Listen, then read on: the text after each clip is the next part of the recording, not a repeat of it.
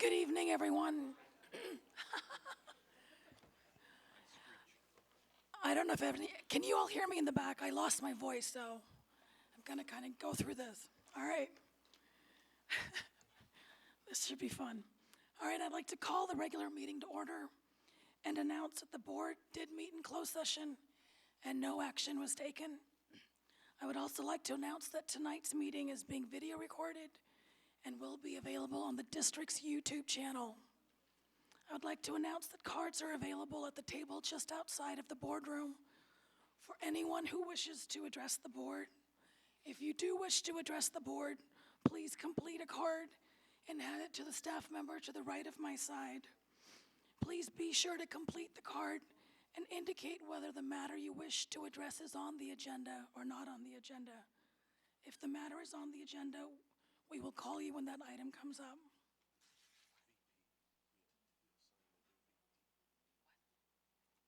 Oh, I'm sorry. See, when you're fighting a cold, we did assign a new vice principal. I'm going to have my colleague report that out, Carmen Forcina, for the vice principal. I'm trying to keep my talking to a minimum.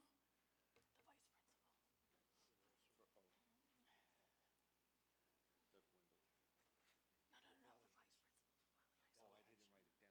Oh, I didn't write it down. Can you write it down? Sorry.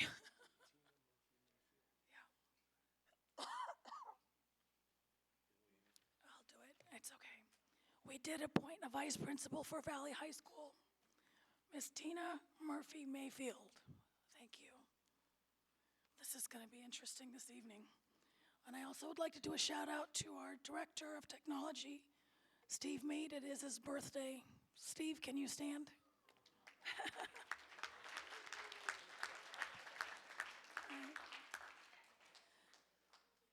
All right, leading us in the pledge, I'd like to call forward Miss Becky Marrow, volunteer and longtime supporter of Rio Cazadore High School. And I'd also like to call down Mr. Doug Wendell, the principal of Rio Cazadore. And Chet Madison will read the biography. Okay, is Doug, you want to come forward too? And the others, her husband, they can all come up?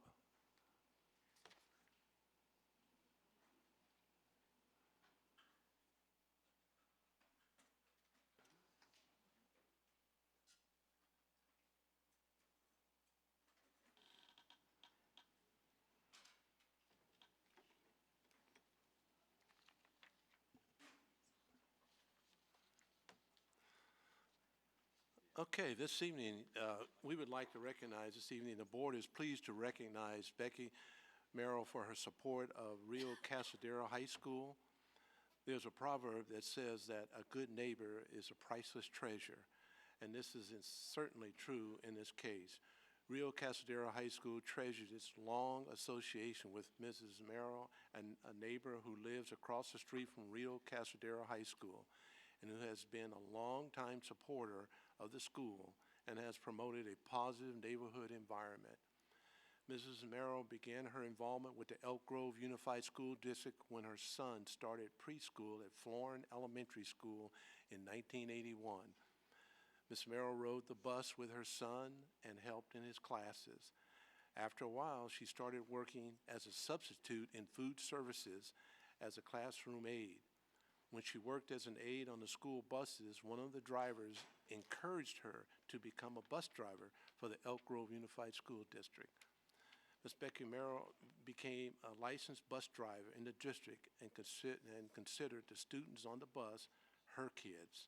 Several years ago, the family of one of the students on her route lost their home due to fire just before the holidays. Mrs. Merrill was very proud of the response when students and families along her route contribute items to help the family. She said the front seats of the bus were filled with donations. After retiring, Ms. Merrill was able to spend more time gardening and being outdoors. She is a familiar and friendly presence on the street, welcoming new residents and continuing to think of the students in the neighborhood as her kids.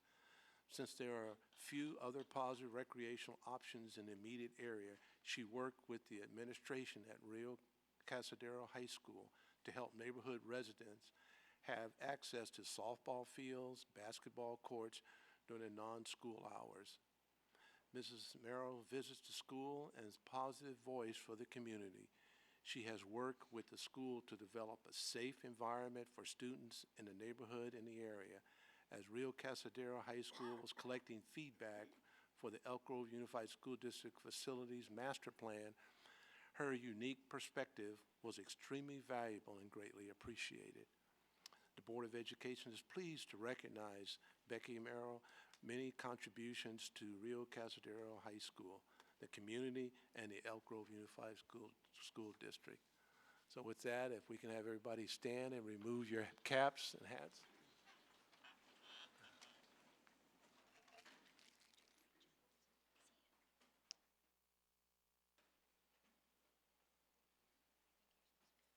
I pledge allegiance to the flag of the United States of America and to the republic for which it stands, one nation, under God, indivisible, with liberty and justice for all.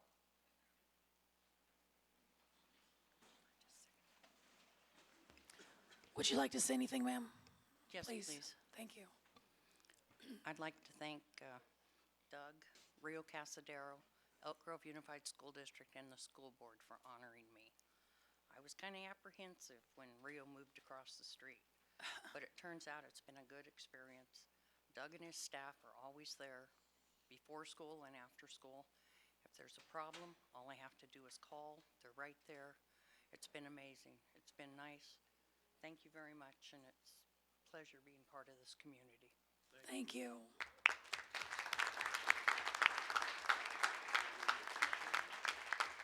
cool. Thank you so much.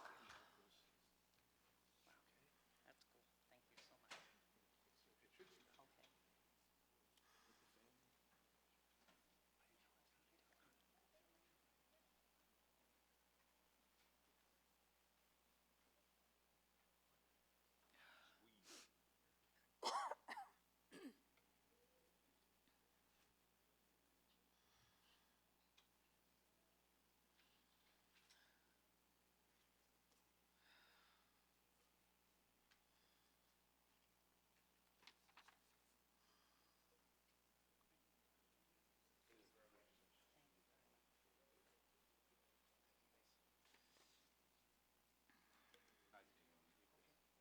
How about another round of applause for Miss Becky Merrill?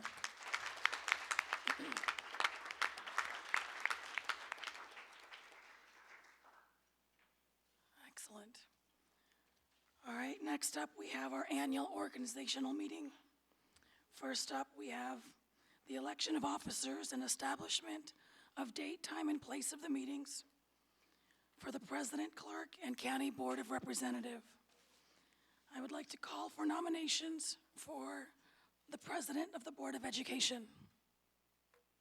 Ms. Albiani. I would like to nominate Bobby Singh Allen for president. I think we've had a great year and would like to take advantage of the opportunity to have a continuance of our current leadership. I appreciate the time and effort Bobby puts in as a CSBA delegate, keeping our board informed and represented in the state so capably. I also appreciate she attended the CSBA president training last year, immediately following her election, and feel she's the best choice for board president this year. Wow, okay. I would second that. All right, we have a motion and a second. Any other, well, I think we have to take our vote for this. Yeah, any discussion? Any comments? Comments? Okay, we'll do a roll call vote. Ms. Avalos?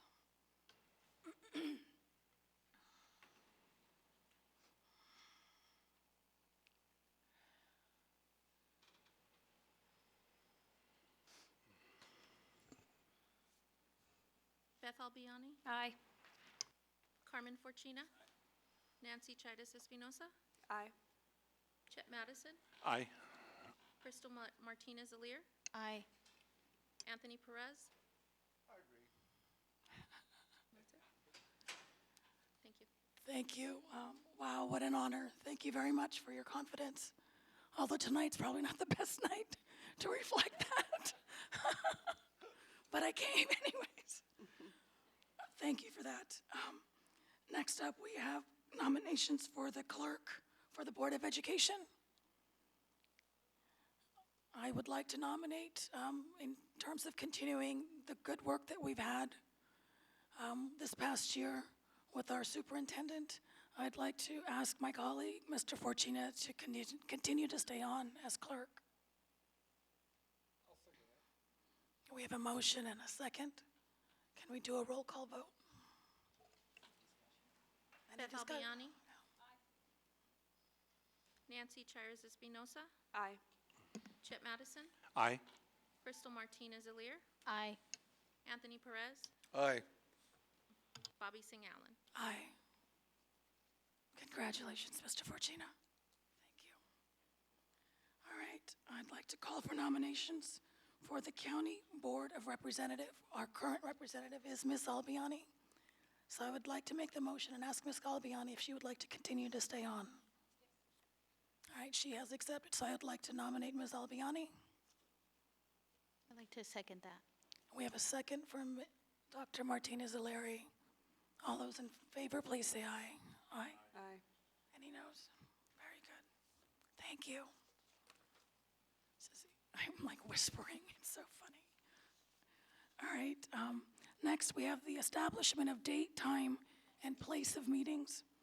I would like to call for a motion to establish the date, time, and place of meetings for the coming year, first and third Tuesdays of each month at 6 p.m. and closed sessions at 5 p.m. when necessary, with the place of the meetings being determined by the Secretary to the Board of Education. So moved. I'll second it. We have a motion to approve from Ms. Chaitis Espinosa and a second from Mr. Madison. All those in favor, please say aye. Aye. All right, next up, we have a presentation of the gavel. I guess I'll give it to myself. Thank you. We have our high school student representative reports. First up, we have Cosumnes Oaks High School.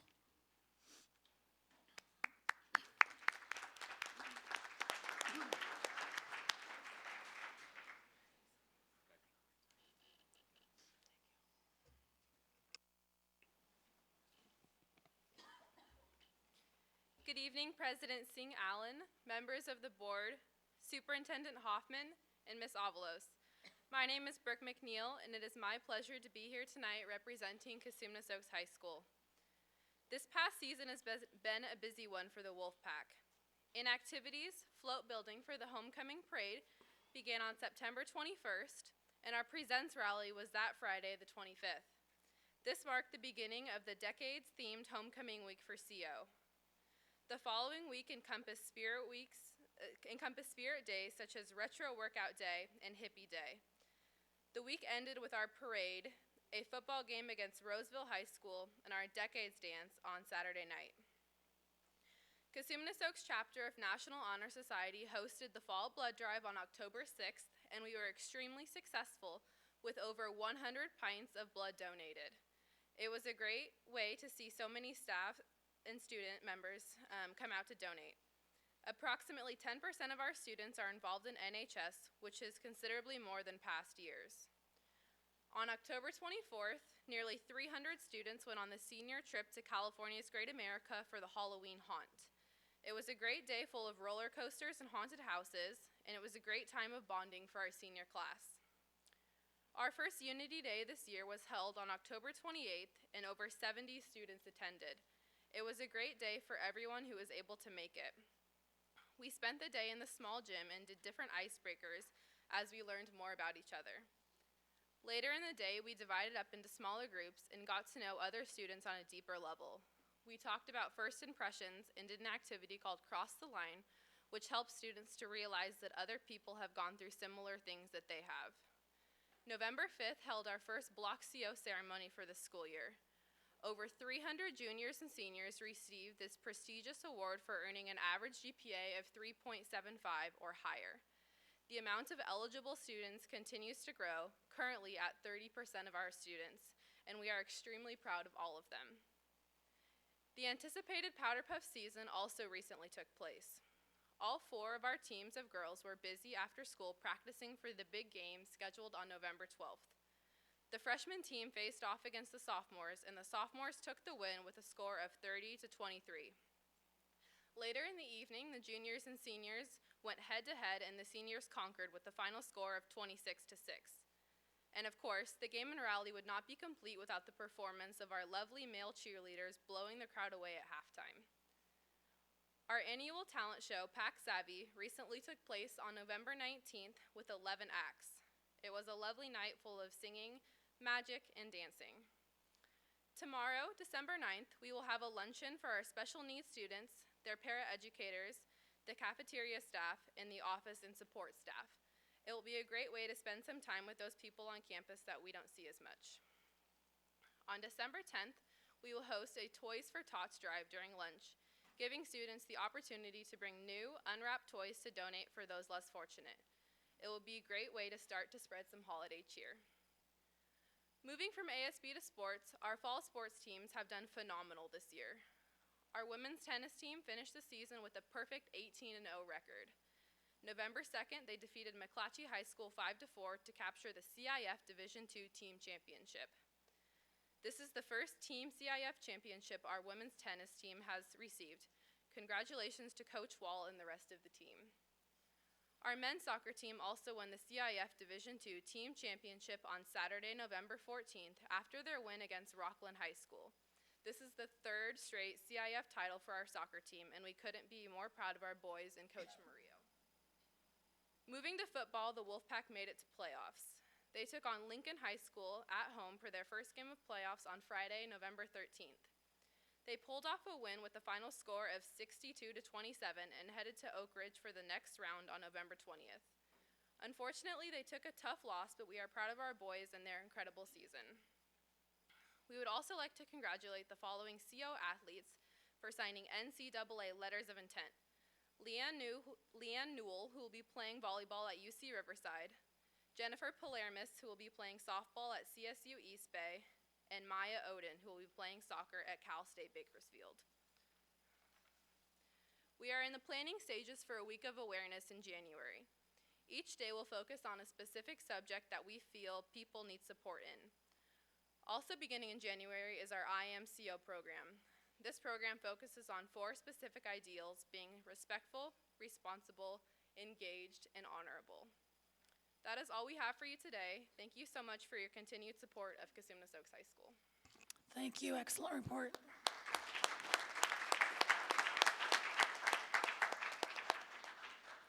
All right, next up, we have Laguna Creek High School.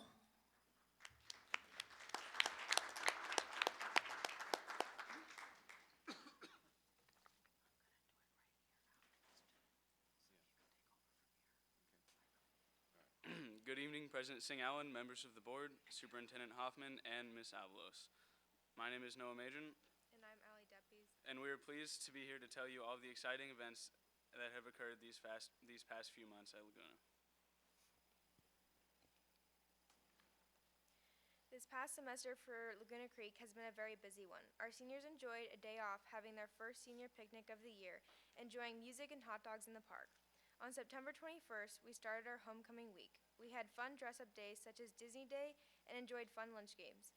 The end of the week, we had a homecoming rally, game, and dance, all Disney-themed in honor of Disney's 60th celebration. We had our homecoming rally, game, and dance. Each class had a different theme based on the lands of the park. The freshman year were Toontown, sophomores were Adventureland, and juniors were Fantasyland, and seniors were Tomorrowland. On October 2nd, Laguna Creek held another parent lunch day, welcoming our parents to join their students for a nice lunch on the quad. In November, Laguna was lucky to be visited by a motivational speaker, Keith Hawkins.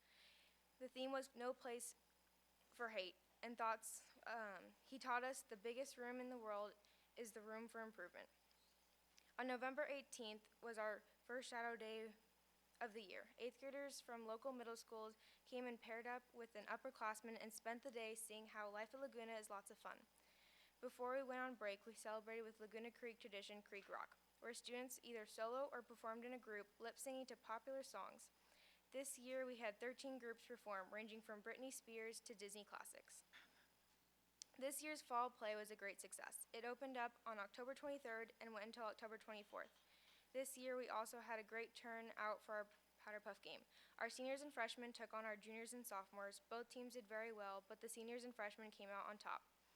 We are currently working on Tree of Hope, where we raise money for a local charity. We are hoping to raise at least as much as we did last year. This year's fall athletics for Laguna Creek have been filled with ups and downs. Our football team had a mixed season, ending with a final record of 5-5 for Coach Morton's last season, even though we did have a great victory against the Valley High Vikings for our homecoming game. Soccer worked hard and had some good battles, but looks towards the future with lots of young talent coming to the varsity team. Boys water polo had a good season this year, putting up good competition against all their opponents, and the girls team struggled throughout the year and looks to rebuild next year. Our girls volleyball team had a superb season and ended up going to playoffs. Unfortunately, they lost in the first round. Our cross-country team also had a fantastic season, excelling in every meet they participated in. Finally, we look forward to both boys and girls basketball starting off, as well as our wrestling teams, all with promising seasons on the horizon. This year, Laguna Creek changed to an AB schedule. This was a little challenging for everyone at first, but as the semester went on, we adapted and are getting the hang of it.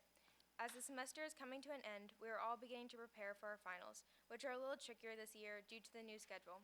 Teachers and students are trying to prepare for our crazy work coming up, while IB is preparing for a 5-year IB evaluation and self-study that is coming up in December 2016. Laguna Creek's Middle Year Program, or MYP, staff has been working together with Harry Eddy's MYP to complete the authorization process. Earlier this semester, we had our PSATs for freshmen, sophomores, and any juniors wanting to prepare for the SATs. And with November just having wrapped up, our seniors have finished most of their applications for schools, except for those special few applying for the Ivy League schools, and are looking forward to responses. Early action students will be receiving their notifications by mid-December, while most others will be getting their notifications in early spring. Our hopeful seniors are also looking into scholarships to apply for during the winter to help lighten the burden of college. As far as our clubs, we recently held a meeting to plan for clubs to participate in our annual Multicultural Assembly, where a multitude of clubs practice routines demonstrating aspects of their cultures. In all, our Cardinals are excited for winter break and a new semester rolling in soon. We thank you for your time tonight and look forward to bringing you updates again soon. Great report. Thank you. All right, and finally, we have Monterey Trail High School.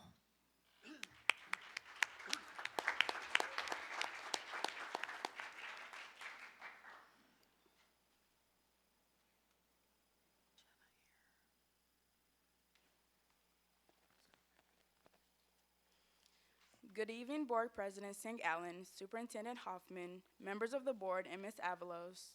My name is Simi Ojalade, and I am ASB President at Monterey Trail High School.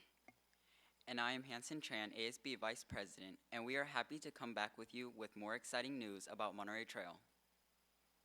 Monterey Trail held our first Renaissance of the school year on November 17th, 18th, and the 20th, and awarded students who earned a 3.0 GPA and above for Term 1 with treats and rewards. This Renaissance was once again successful, with 1,200 students on Renaissance this term. We will hold our next Renaissance of the school year on the 18th till the 21st of February. Our Fall Academics Award Night was held on Monday, October 12th. This was a chance for all students who have achieved a 3.75 GPA and perfect attendance for Term 3 and 4 of last year. We recognize 509 students this night for their hard work and dedication. We would like to thank Superintendent Hoffman for attending our first award ceremony of the year. In early October, it was announced that our students who took the SBAC test last year performed very well in English. On February 6th, Monterey Trail will hold the Advanced Placement and Honors Recruitment Night for all current 8th till 12th graders and parents. This event will showcase our 33 Advanced Placement and Honors courses and give attendees an early opportunity to register for courses for the next school year. A 9th grade meeting with dinner will be held on December 18th at 5:30 p.m. A panel of students who have MTHS graduates and seniors will host a Q&A session to help freshman parents navigate high school. Monterey Trail held a successful Spirit Week, Palooza, and Homecoming Dance that took place on October 3rd. We sold nearly 800 tickets. Students had a wonderful time taking pictures with friends, dancing the night away, and making memories to last with our Life as a Fairy Tale theme. On Friday, November 13th, ASB held a great start luncheon where students recognized students for a successful efforts and invited them to a lunch. Hot dogs, hamburgers, and veggie burgers were on the menu, and it was a great celebration for both students and teachers. Monterey Trail Mustangs are currently participating in a fun-filled Spirit Week, which will end with our Winter Whiteout Rally.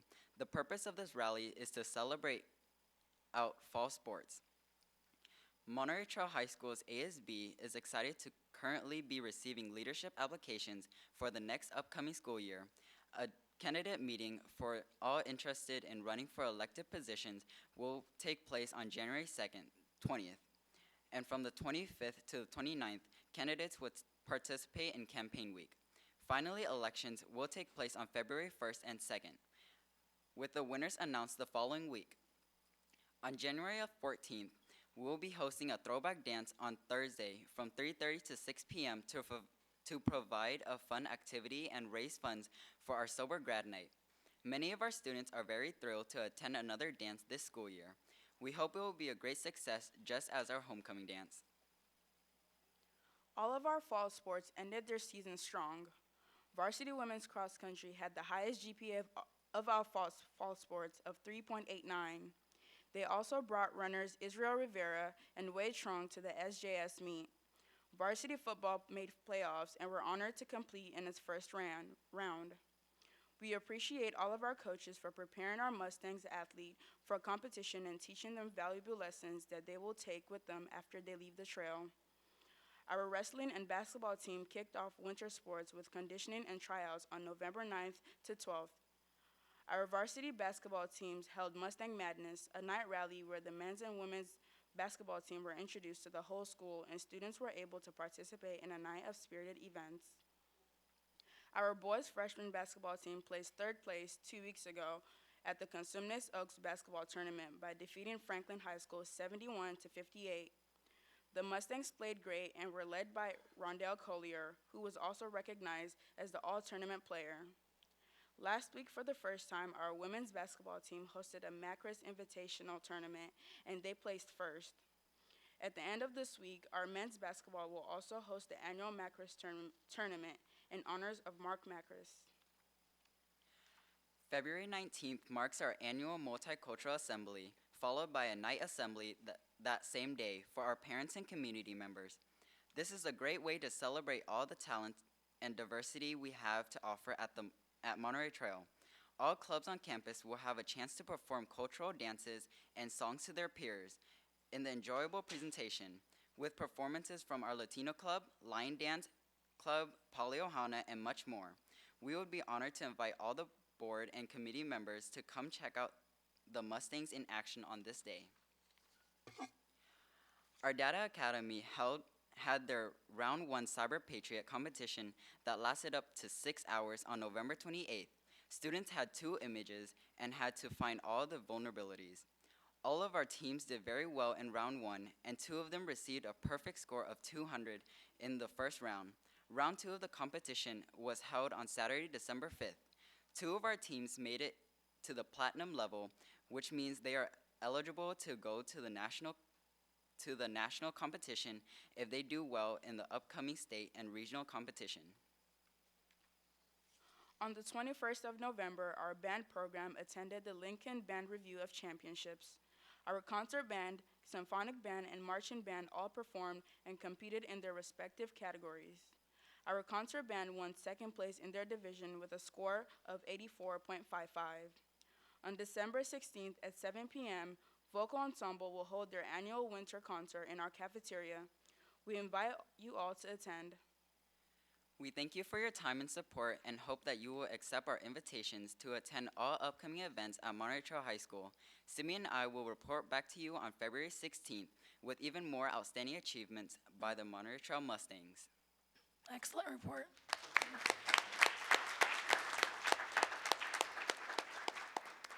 All right, we'd like to recognize our wonderful principals from the high schools. We've got Doug Craig from Laguna Creek High School. Miss Maria Osborne for Cosumnes Oaks High School. Ms. Jana Durham from Monterey Trail back there. Thank you very much. Students, you may be dismissed. Thank you. All right, next up, we have our athletic recognitions. I am going to call on Mr. Rod Edmiston and to assist Ms. Nancy Chaitis Espinosa. And for the remainder of the meeting, I've asked my colleague to preside so I can protect what little voice I have left. Thank you.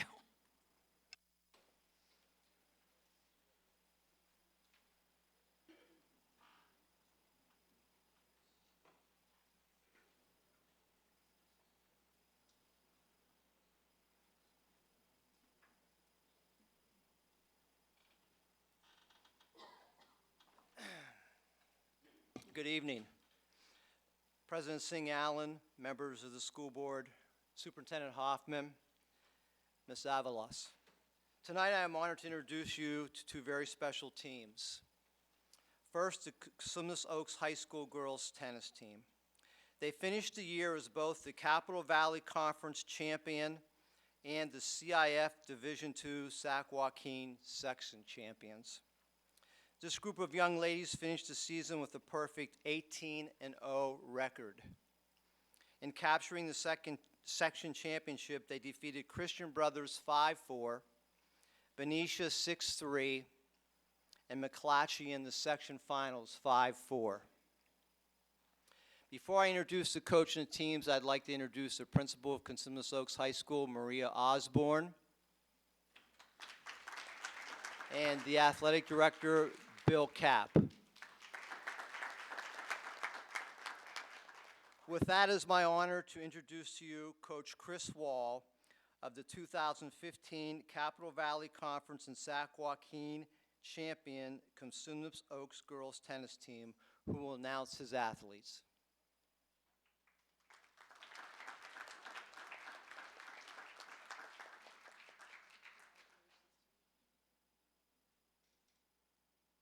On behalf of the Cosumnes Oaks High School and my athletes, thank you for having us tonight.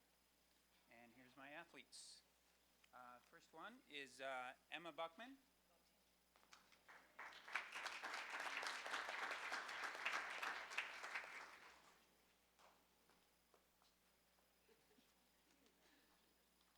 Allison Chan.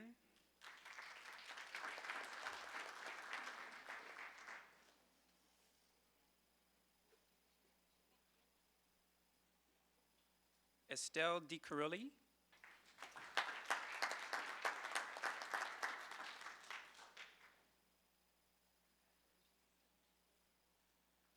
Emma Doan.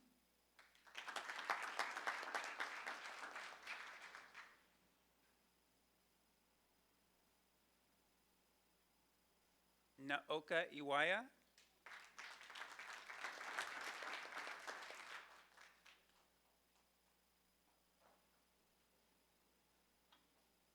Olga Collin.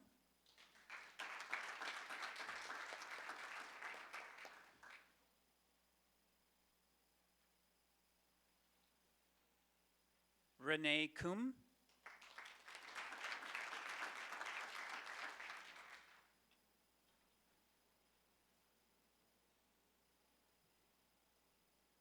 Nicole Lamb.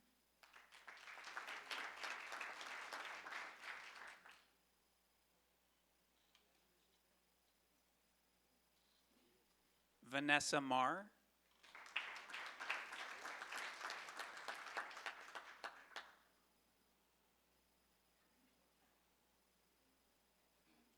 Delilah Mutz.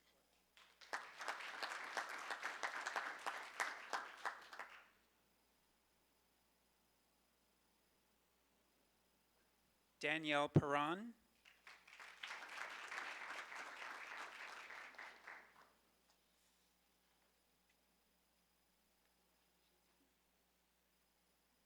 Simran Sohal.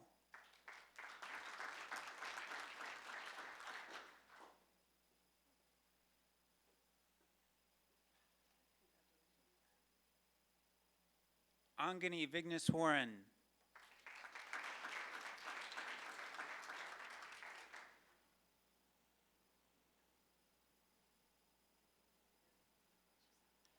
Serena Wong.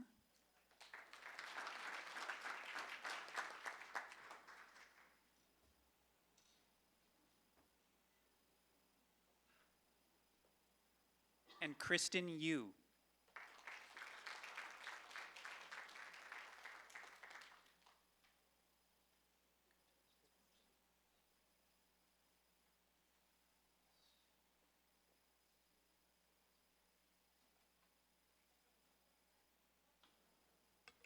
Parents, if you'd like to come down and take pictures, you're more than welcome.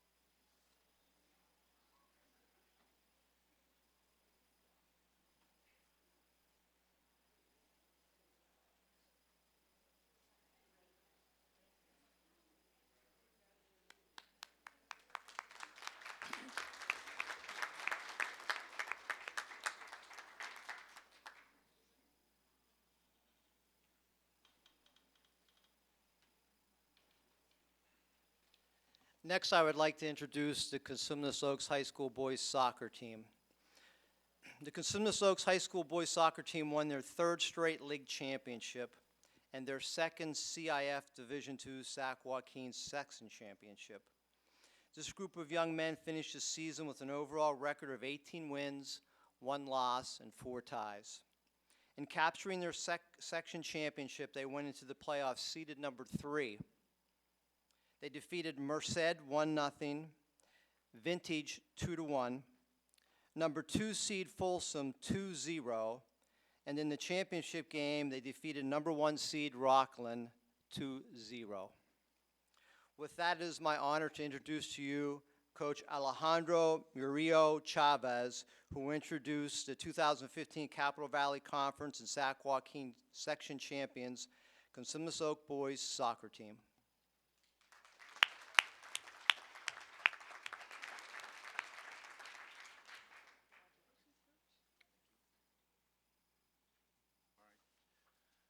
So first of all, I would like to thank the school board for honoring us tonight, and also thank you all the parents and for their support during the whole season, and especially because this is an achievement not just our team, but I believe that it's an achievement of the entire Elk Grove community, and I'm happy to introduce my student athletes.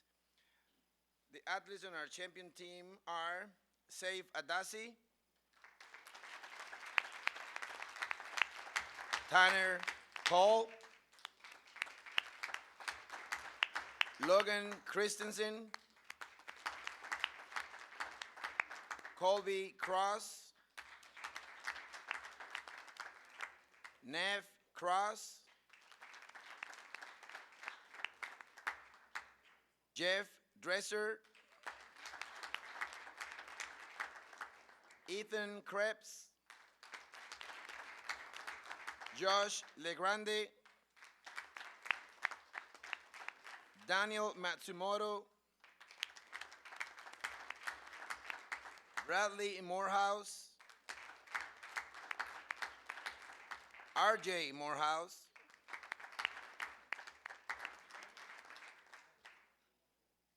Wilson Parker, Adrian Petrisor, Roberto Plasencia, Gabriel Robles, Daniel Robles. Robert Sams, Miguel Zaragoza, and Ken Stone. Thank you very much. Where do you get the T-shirts? By playing on the team. I want a T-shirt.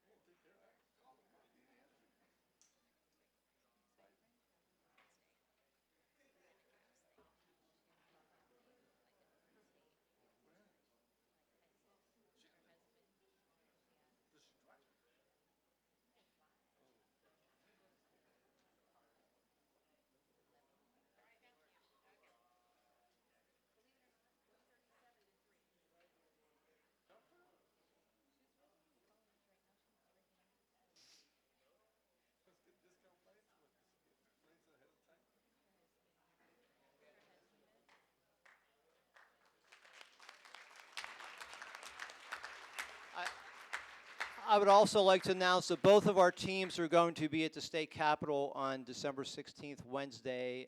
They're going to be honored by Assemblyman Cooper. And finally tonight, I would like to inform you that I received word yesterday from the California State Athletic Directors Association that Bill Kapp from Cosumnes Oaks High School has been selected and will be the recipient of the Sac Joaquin Section Athletic Director of the Year Award for 2015-16. We will honor Bill for this distinguished award at a later board meeting in the year, but congratulations, Bill.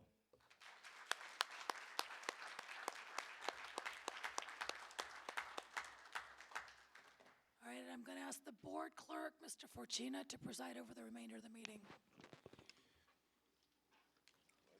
Okay, our next item is a request for student expulsion. Before we take action, is there anyone wishing to address the board in closed session on the expulsion item? All right, hearing none, I'd like to call for a motion to approve the request for student expulsion. I'll move it. Second. Have moved and second. All in favor? Aye. Aye, approved.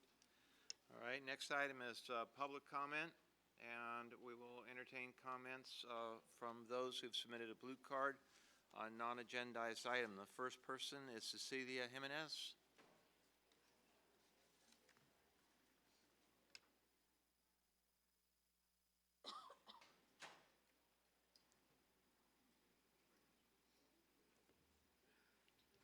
Okay, Ms. Jimenez, you'll have 3 minutes for your remarks. It's basically, I want to know a facility update about the turf being installed in the district because of soccer being a year-round sport. And I wanted to ask if it's possible for Franklin to get a football stadium. Not a full stadium if it can't be done, but since we're putting turf in, to get a football stadium and with some lights and a track field. Track and field, yeah. Excuse me, can I ask you a question for clarification? When you say turf, are you talking about artificial turf? Yes, sir. Thank you. That is all. All right, thank you. Okay, next person is Armin Newton.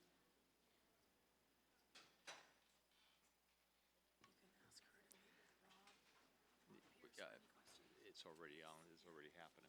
Mr. President, while the next speaker comes up, would you like to clarify, because I think it was posed in the form of a question, would you like to clarify what the law does and does not allow us to say in public comment. I think she asked for a response, Yeah, are you asking for clarification? just for the record. Yeah, when someone speaks from the public, we don't enter into dialogue, but if you need to ask a question to clarify what the person is stating, you can ask that question. No. I can provide it for you in our own board policy. No. She asked a question. I wanted to clarify for the record that we can't get into a discussion about non-agendized items. I don't want you to think that we're ignoring your question. Okay, thank you. Mr. Pierce will speak with her.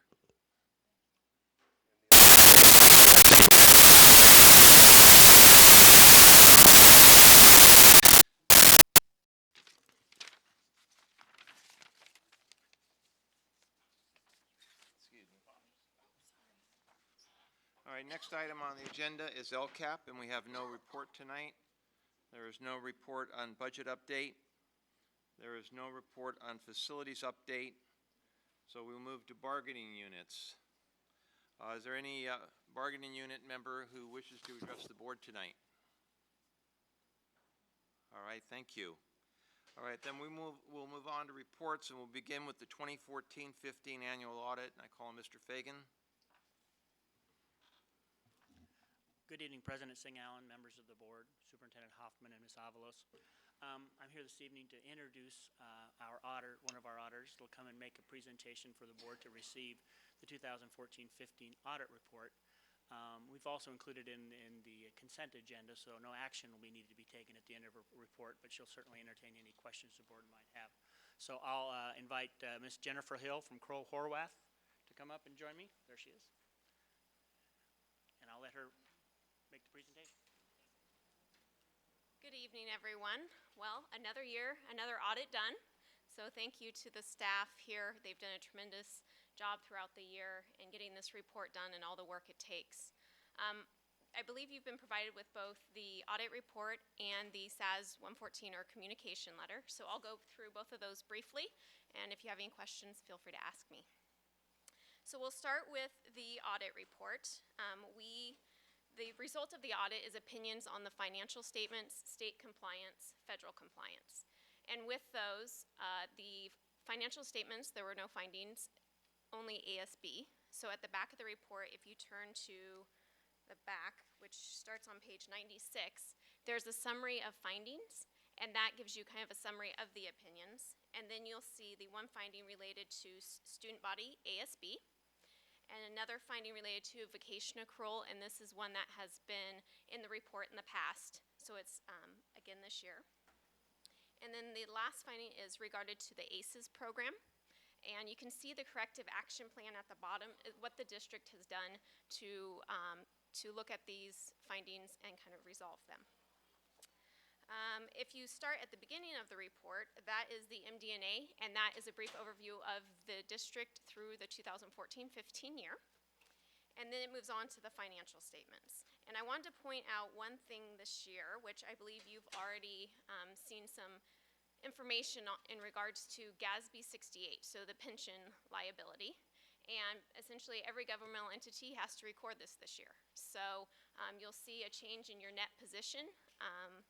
And if you look at page 17,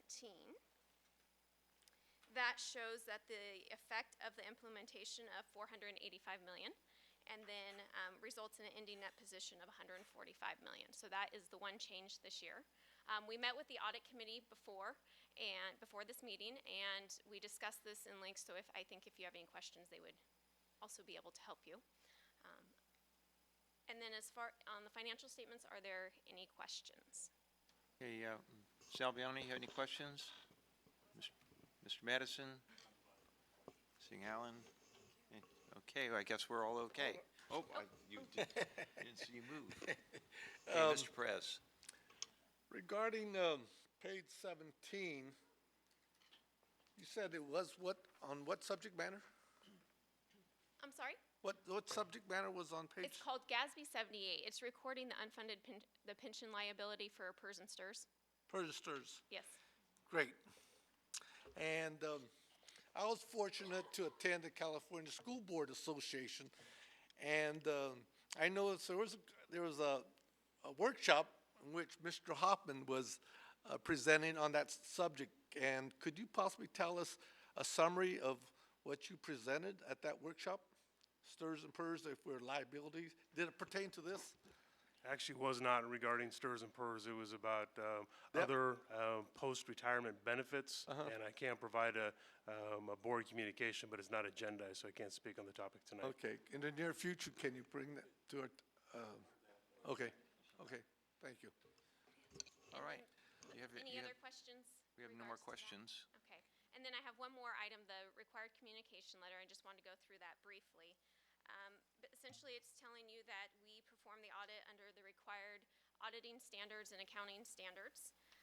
If you go through the new accounting pronouncements this year, GASB 68, which I just referenced, and 71 related to pensions.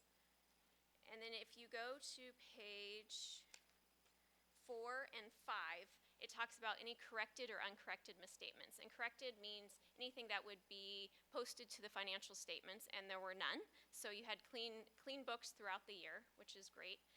And there was one uncorrected misstatement, and this was not due to anything that management did. It had to do, again, with GASB 68 and the CalPERS reporting that was provided to the districts. So it's just shown here, but it was not, it's not something that the district has to look at.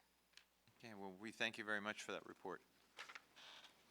Any other Thank you. questions? No further questions. Okay. I think I'm next, that's what I'm saying. All right, next item is Finance Committee, and we will have Mr. Fagan present. Let me check one thing real quick. Who's coming up? Are y'all coming up? So, good evening again. The Finance Committee here, Ms. Ruth Ann Rankin, and I'll let her introduce her crew when she comes up, but she's here to make the annual Finance Committee report to the board. Thank you. Board President Singh Allen and board members and Superintendent Hoffman, good evening. Linda Dublin has served as our vice chair this year, and Michael Alvarez is one of our newer members. Our ranks are thin due to illness and family illness tonight. We also had a very positive year. We met, or will have met, 10 regular times this year. We formed one subcommittee, and then we met separately to write a draft, which one of our members, Mark Mendenhall, took a leadership role. We were appreciative of that. I'm filling in. Our regular elected chair left us to go to law school, so. But the committee received presentations from departments identified below, I'll read them, to broaden our understanding of district finances, mandated requirements, and the thought process involved with active programs and initiatives being implemented in the district. The presentations by staff were well prepared, informative, and helpful to us. We welcomed comments and suggestions from the presenters regarding their current and future needs from a district perspective. We wish to extend our appreciation for the time and effort required for their preparing and presenting these things to our committee. We had a subcommittee that was formed to answer board questions on policy 3100, and Michael, I'd like to he took a leadership role, and he's a new member, so very appreciative of him stepping up, and he had great contribution. The local control funding formula and local control accountability plan. The committee received several budget updates throughout the year to help us better understand school financing in general and our ultimate dependency on the state process to fund all facilities and activities within the district. We believe the district staff is performing at a very high level within the many requirements and restrictions applied to this funding, including stakeholder engagement. The committee recognizes the extensive outreach and communications by the staff with the stakeholder groups, making LCFF LCAP understandable and transparent for the community, and recommends this continuing in our district. Research and Evaluation Department came in. They perform a variety of necessary research and reporting functions. Their data mining enables the district staff to perform at a high level of efficiency, supports quality decision-making, and enables substantiation of the many abstract ideas and consequences to decisions throughout the year. The department also performs reporting tasks to to satisfy increasing foreseeable government requirements and keeps the district in compliance for funding opportunities for mainstream and special allocation programs. The committee recognizes the value of this department and would encourage the board to place emphasis on training, recruitment, and retention of the skilled and knowledgeable staff that we have. The Food and Nutrition Services came in, and the committee reviewed the operations. The presentation was thorough and well received by the department. It's running efficiently and accomplishes all the objectives both for food safety and cost effectiveness. The current free and reduced student ratio is at 55%. As the district begins to grow, we anticipate this ratio may eventually fall below the threshold for additional funding under LCFF. As a district, we need to be aware of this and continue to support this program with capital improvements and substantial maintenance budget to keep our facilities clean and up to date. The committee was impressed with the use of locally sourced produce and fresh, nutritious food. Currently serving, is that million meals? Thank you. I can read my own notes, which is no small task, and we can not expect this to happen with old and outdated equipment and facilities. Secondary education came and presented the department's inroads in various programs like career pathways, linked learning, academies, and career technical education. The amount of implementation and planning and coordination for these programs is impressive and thorough. The committee was pleased to see the much-needed emphasis placed on all facets of educational process to provide meaningful learning to college and non-college bound students. The burgeoning success of these programs was clearly evident when meeting with the student representatives on the committee. All schools report an increase of involvement and enthusiasm for expanded curriculum opportunities. We recommend continuing this expansion and innovation in these programs. Our students came in, there was a great group of students this year. They were so positive and they are so smart. It's really wonderful to have them come in. They came in March 22nd and October 26th of this fall. Each school was asked to rate their school environment on a 1 to 5 scale, 5 being the best, and all but one said 4. The students were still feeling that they needed access to life skills, especially financial literacy, to prepare them for after graduation. The students felt that there was value in breaking down barriers between culture and understanding diversities as part of their life skills training. The schools that are piloting the AB block schedule were appreciative of the additional courses that became available. The students were positive about having a block schedule, but did mention that it was a difficult transition for those students who did not previously experience the block schedule in middle school. The students spoke positively about their Link Crew programs and hope that they continue and expand, and I think that was across the board at all the high schools. And finally, the students took pride in their career academies and their Pathways program. They were very proud of all of their career academies. So we'd like to thank the board for your positive leadership. It's been a great year. And a special thank you to Rich Fagan and Carrie Hargis for all their support and extra work. Thank you. I'll see if the board has any questions. Chair Espinoza. Just a comment. I want to thank you all so much for your time and dedication and the thoughtful way that you approach your work. It's really valuable and appreciated. So Oh, thank you thank much. you. It's just nice after several years to have this great positive year. So. Okay, Crystal? Oh, I'm sorry. I'd just like to echo that same comment. Appreciate everybody's taking the time out and their commitment to be a part of the Finance Committee. Oh, thank you. And especially to our new members. They Yes. really stepped up this year. Tony? Okay. Beth? Oh, go ahead, sorry. Beth? I would like to say it's fabulous to see you, and I'm so glad to see you guys continue. And thank you. I know it's a lot of work in evenings, and the staff is great, and the people on the committee are fabulous. So thank you very much for your continued service. Okay. Chet? And again, we appreciate all your hard work and your time away from your families too.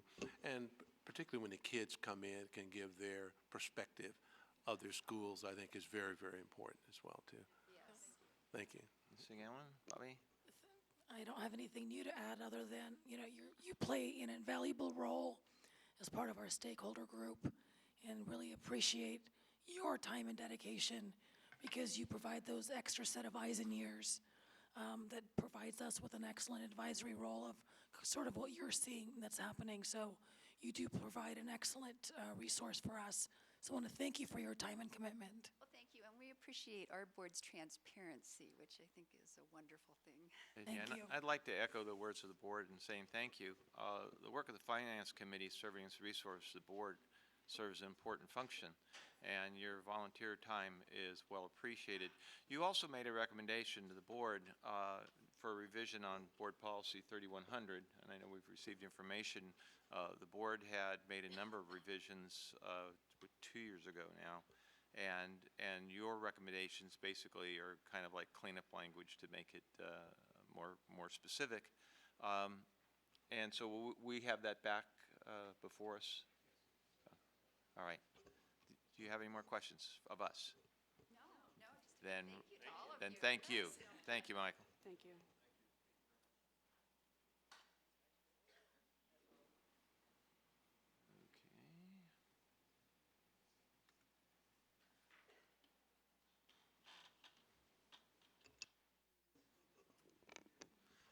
I'd like to call Mr. Pierce up. Where is he? Oh, okay. Yeah, Mr. Pierce will be speaking. He'll be right in. The Board of Education has been asked to open a public hearing and receive comments on the granting of easements to the Anatolia Elementary School. Then we will close the public hearing and ask for the adoption of Resolution 24. So, Mr. Pierce? I apologize for other duties as assigned, so we're having a nice conversation in the lobby. This is a follow-up item to the resolution of intention to convey the 2 easements at Anatolia Elementary School. That was held on November 17th. The board established the public hearing tonight, which was duly publicized. I will share with the board there has been an amendment to the resolution of intention, and I can pull up the visual, if you will. So give me half a second here.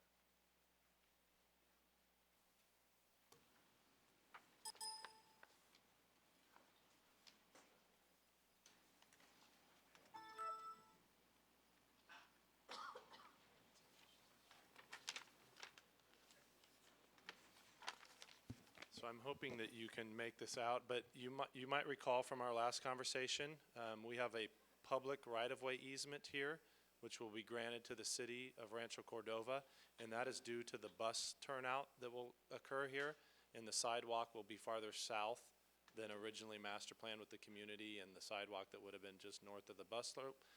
But then Sacramento County Water Agency initially requested a water pipeline easement here, as well as here to the east. In looking at the documents a little further since your resolution of intention, this easement here to the east is unnecessary, as they feel the public easement that's already in the street right-of-way and along the sidewalk will suffice. So we don't want to naturally convey a perpetual easement that's unnecessary. So that's the slight amendment.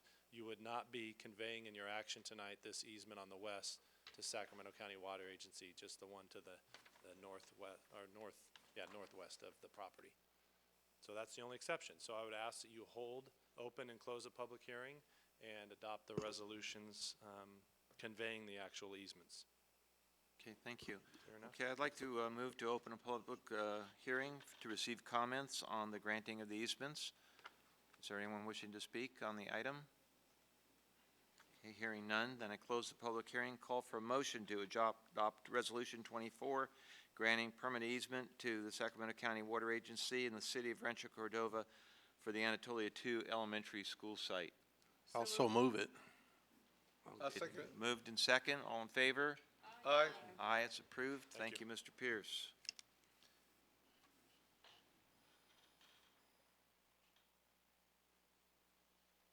Next item up is a discussion item, 2016-2017 Middle School and Alternative Education Course Catalogs. Ms. Penna. Good evening, and thank you, Mr. Fortuna, President Singh Allen, members of the board, Superintendent Hoffman, and Ms. Avalos. Tonight, I ask the board to receive and read for the first time the district's middle school course catalog and alternative education course catalog.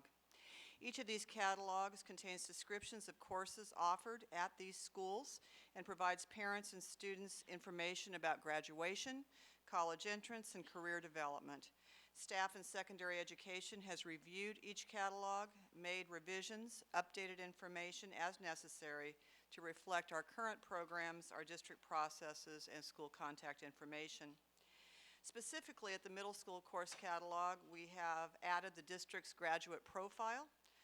We have removed information regarding Casey, which, as you know, has been suspended. We've revised our mathematics course titles and descriptions to reflect the integrated Common Core curriculum. We've revised information about a feature in our middle school course catalog for parents called Most Commonly Asked Questions About Middle School, and it is actually a very positive and popular item. We have updated information about gate identification of students, which is in alignment with the work that we are doing to diversify and expand our gate identification process. And we also added information about the 8th grade PSAT test, which, as you know, was given free of charge to any 8th grader who wished to take it this year. At the alternative ed catalog, we also added the district's course graduate profile. We removed references to Casey. We revised math titles, but we also revised and expanded career technical education or explore information to apprise students and parents about opportunities that we have for career technical education in our district. I will bring this back to the board as a consent item on the January 7th board workshop, and upon approval, these catalogs will be translated into Spanish and Hmong. They will be distributed to school sites and also posted online. So I'm more than happy to answer any questions that you might have. Thank you. Are there any board questions? Mr. Perez? Do you have a section on how parents can engage with their schools? And Yeah, what absolutely. committees that they could presently join, or also possibly a list of those committees, school site committees, and who's on them? In the middle school, yes, it's part of the most frequently asked questions. Because those opportunities vary from school to school, we give general examples. We don't give specific examples, but we certainly encourage the parents to contact the schools. That's one of the reasons that we include the school contact information school by school at the back of the catalog. Yeah, Crystal? I just had a comment. Again, I'd just like to thank you. I appreciate the hard work that went into this and creating the catalog. Very thorough description, very detailed, and appreciate that work. Thank you again. Very much. Any others? Okay, thank you. Okay, next agenda item is discussion action items. There are none. We'll move to action items, observation of Dr. Martin Luther King Jr.'s birthday. Mr. Cerruti.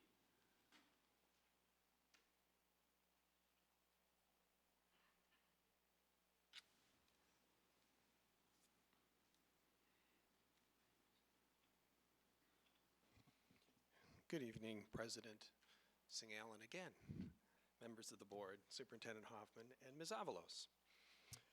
When Dr. Martin Luther King Jr. proclaimed the words, "I have a dream," he changed the course of civil rights in America.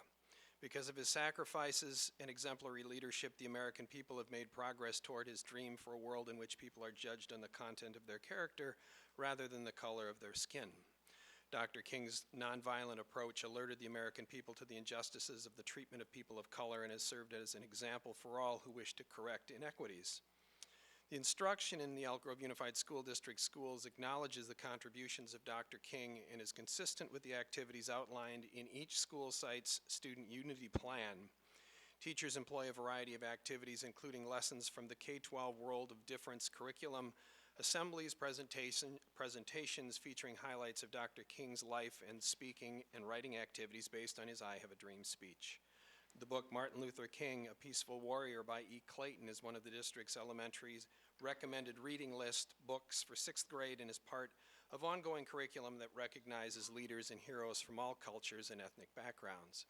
With that background, I respectfully ask the Board of Education to consider to adopt Resolution Number 27 affirming January 18th, 2016 as a celebration of Dr. Martin Luther King Jr.'s birthday.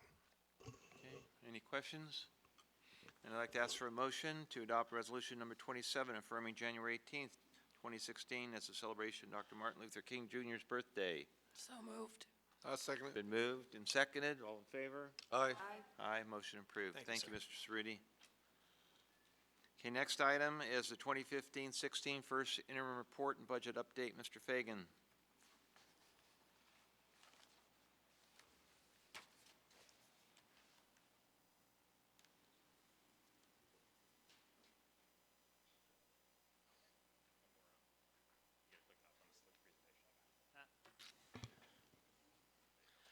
Good evening again, President Singh and Allen, members of the board, Superintendent Hoffman, and Ms. Avalos. This evening, I'm here to present the first interim report for 2015-16. I'm going to talk a little bit about, the annual budget cycle. I did this last year because we had some relatively new members. I wanted to run through it again since we're getting ready to start the 16-17 cycle as far as the state here in another month or so.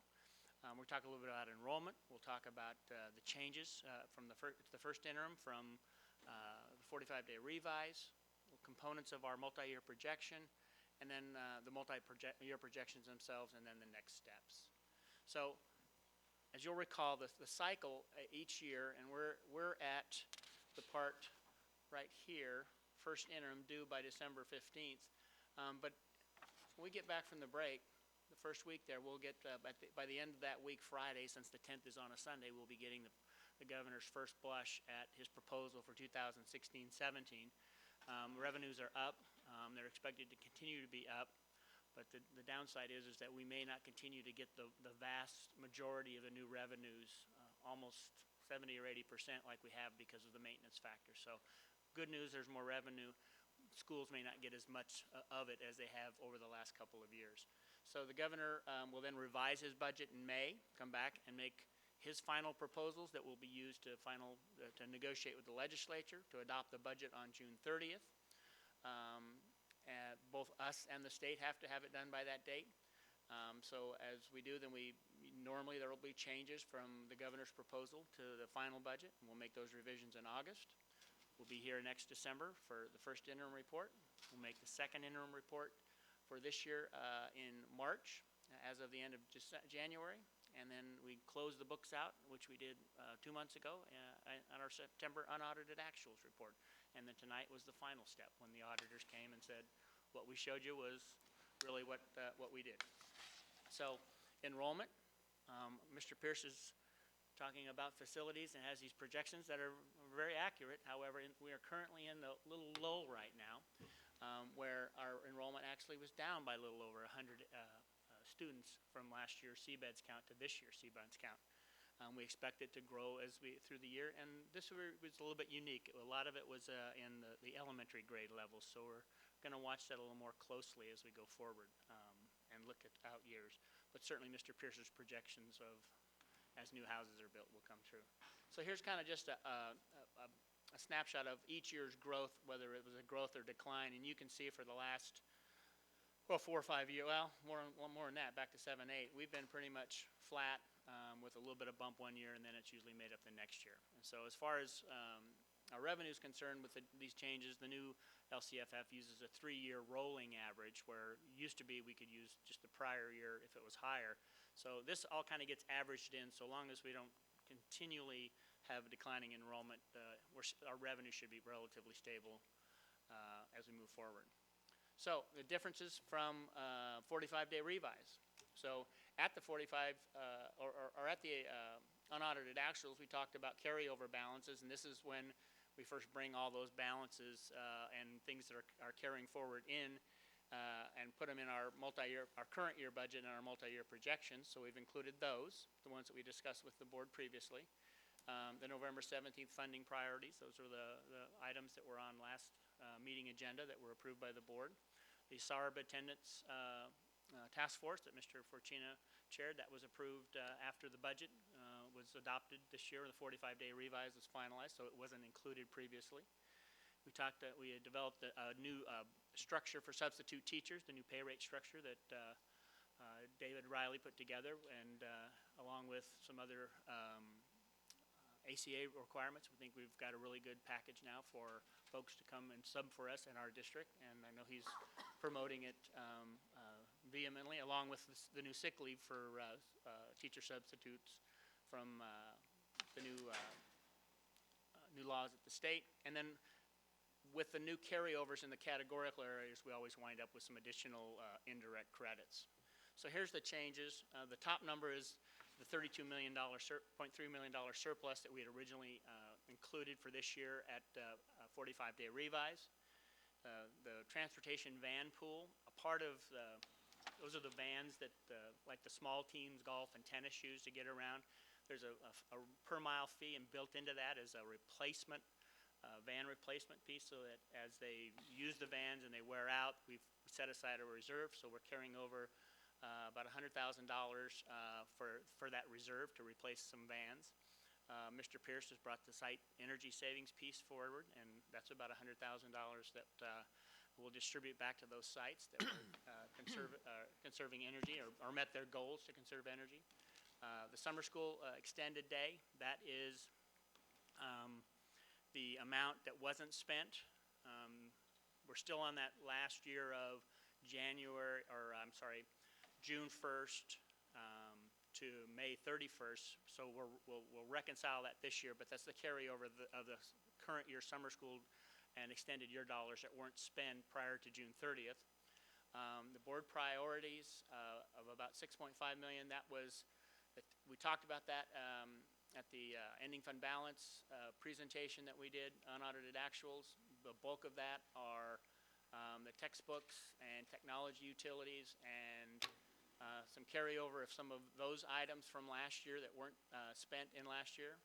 The buses for special education. This is when we add special ed students, we don't go out, which we'll bring to the board throughout the year as we have new kids coming into the district. We don't necessarily go buy the buses right then when we have the kids show up. We'll use existing routes to filter these, or to transport the new special ed students.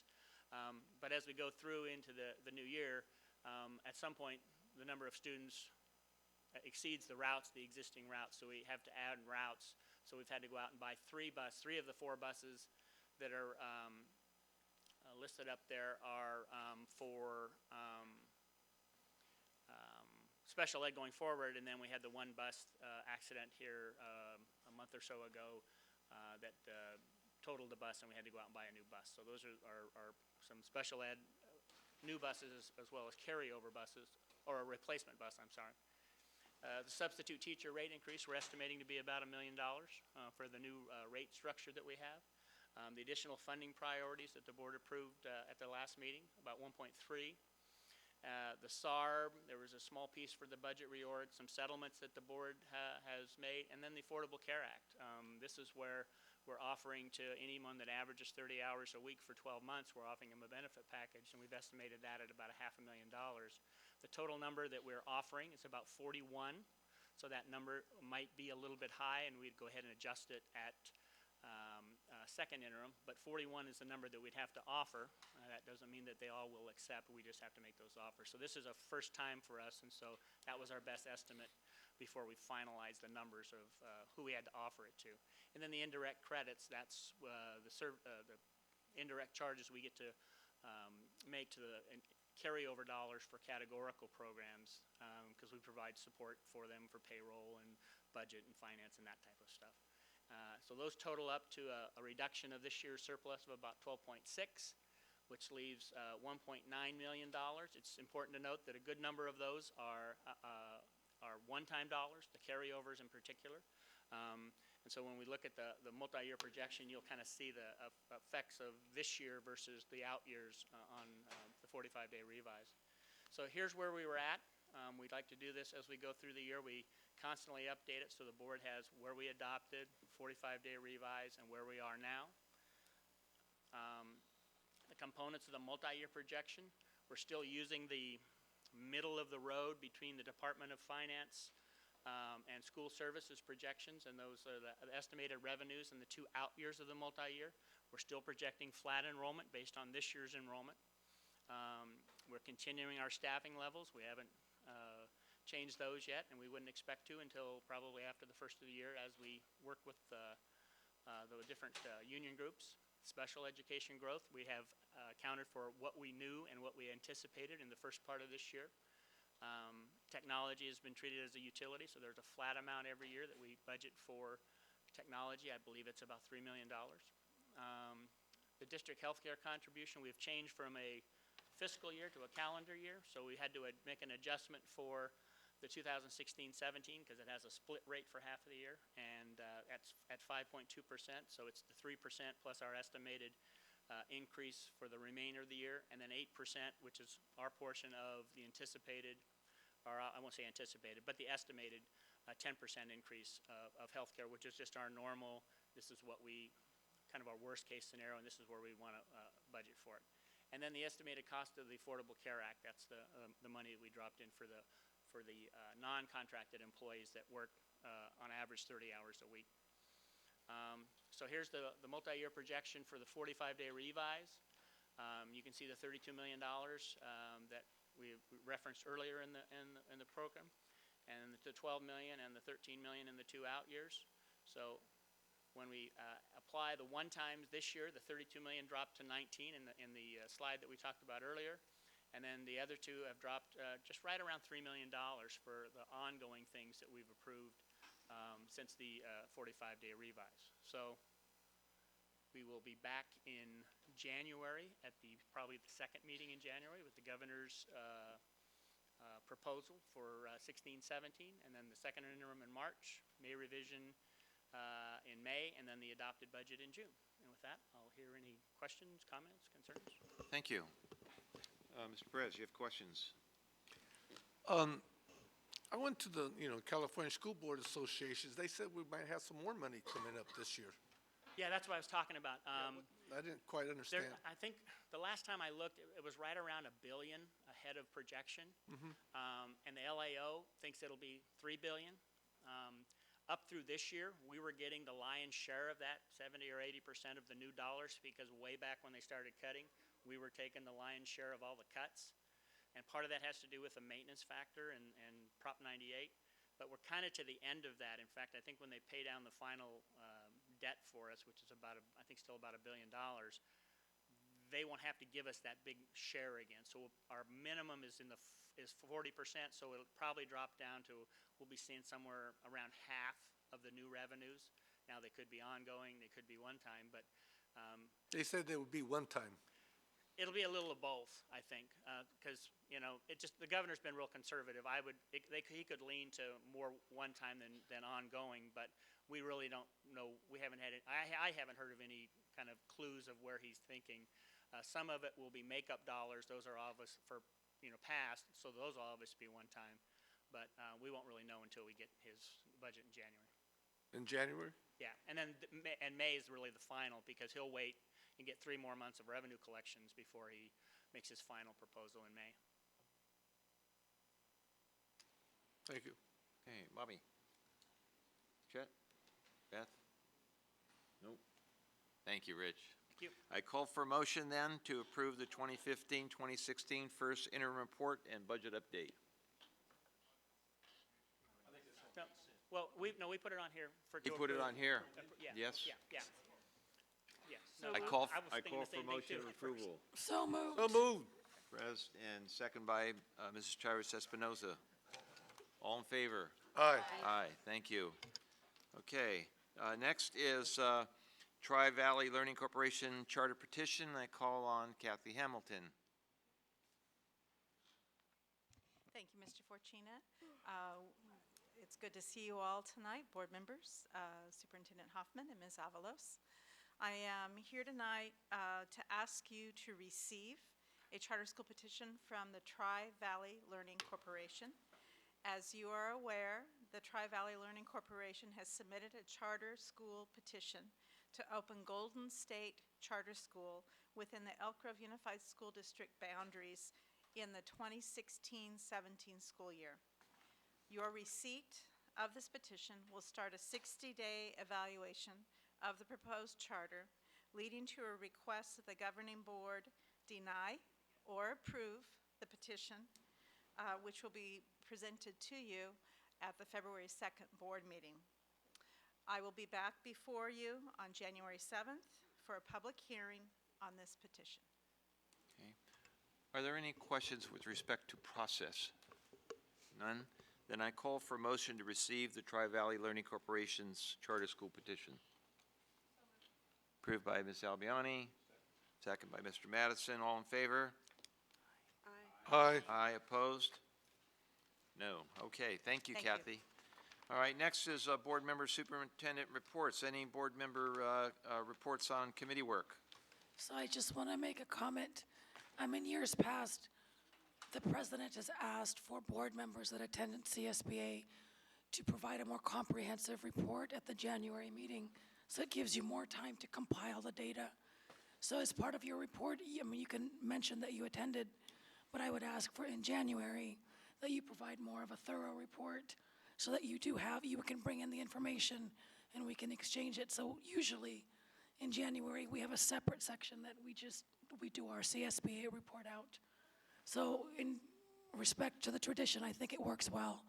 And I don't have to talk as much now either then. Thank you. Okay, Ms. Travis Espinosa. Gosh, my mind is a blur. Other than CSBA, it's all a blur. It was a very long week since I got to show up a little bit early to do my staff duties. But I will take advantage of that tradition and reflect a little bit and give my detailed comment next month about what I gained and what I brought back. It was certainly a lot, almost overwhelming amount of information. Good problem to have, so many wonderful opportunities that I couldn't pick and choose, but it was a wonderful opportunity. Thank you. Dr. Martinez-Leary. I again was echo that comment. Very good workshops, obtained a lot of information.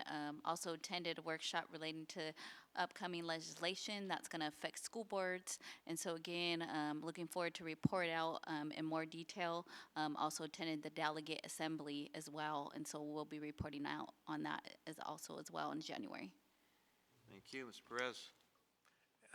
Again, California School Board Association did an excellent job, but so much information. In 3 days, it's overwhelming. I talked to some of the organizers, and they have been considering stretching it out one more day, but who sees? And I attended some really good workshops. You will be hearing from me. Also, I brought back the Golden Bell Award booklets, so I just want to give them to staff so they could distribute them and give them to other board members and staff. Thank you. Yeah. Salmiani. I attended the conference as well. It's an excellent opportunity. And I don't know if anybody's listening to NPR, but one of our speakers was on NPR today, the second day speaker. That was very interesting to hear him speak and then hear him speak some more. It was a privilege, so thank you. Mr. Madison. As my colleagues at CSBA, I was in attendance of that very informative, and we look forward to, in January, reporting out. Ms. Singh-Allen. I also attended CSBA and as part of the delegate assembly and the conference itself, and had an opportunity to present on one of the panels on how to conduct a successful superintendent search. Mr. Hoffman and I were both on that panel with our consulting firm. And then I am also going to be serving on next year's planning committee for the conference. So lots going on, and I'll give you a more thorough update in January. Thank you. Okay, Mr. Hoffman. Oh, Mr. Perez. One more comment. I noticed that we had staff and presenting, and I wanted to go to your meetings or your presentations, but like I said, there are a lot of overlapping of really good ones. So in the future, possibly if we could get a list of these possible or upcoming workshops that you do, so we could plan it out a little bit better. But also, I thought the subject matter could possibly be presented maybe through our AV equipment here, doing presentations on YouTube, because I think some of the topics that you presented were excellent topics, but, I can bring that up with CSB to get access to the presentations. I think a lot of them are available. Yeah. Okay, thank you.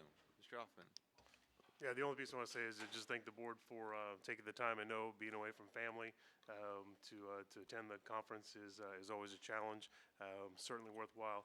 And the board members that served with me on the presentation appreciate that effort as well. So thank you. All right, thank you. And with that, we'll move to the consent agenda. Call for a motion to approve items 1 through 20 on the consent agenda. So moved. Okay, it's approved. Motion, excuse me. Second, and all in favor? Aye. Okay, That is approved. All right, moving to other action items.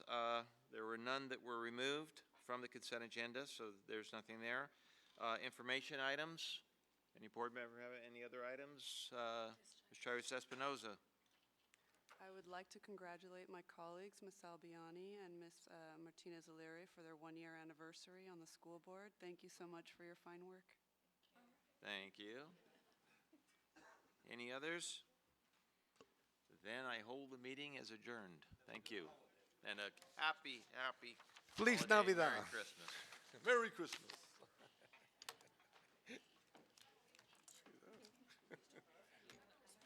Huh? Oh, no, not me.